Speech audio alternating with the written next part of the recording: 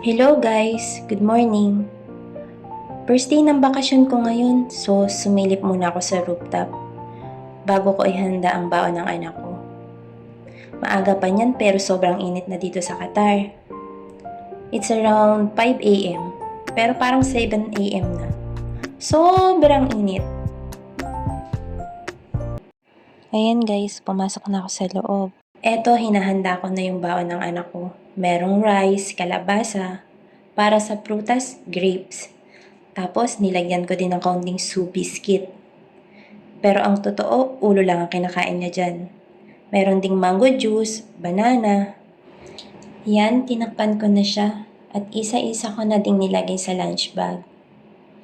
Sinisigurado ko lang na hindi matatapon. Para safe yung baon ng anak ko. After that, nagtimpla na din ako ng kape para sa husband ko. At ayan, nagasing na ang batang makulit. I love you, Mommy. Ito yung time na ihahatid na namin si Layla sa alagaan bago pumasok yung asawa ko sa trabaho.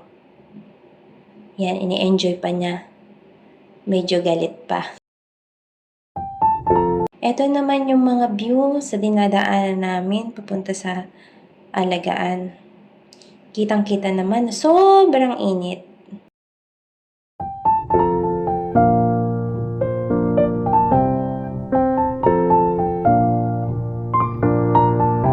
At eto, medyo malapit na kami. Chill-chill lang ang bata.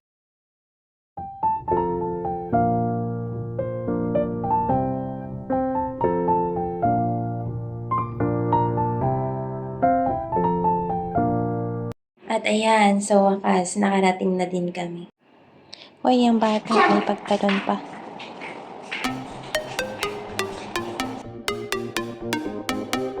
So, ayun guys, pauwi na kami. Ito naman yung view, pauwi sa bahay.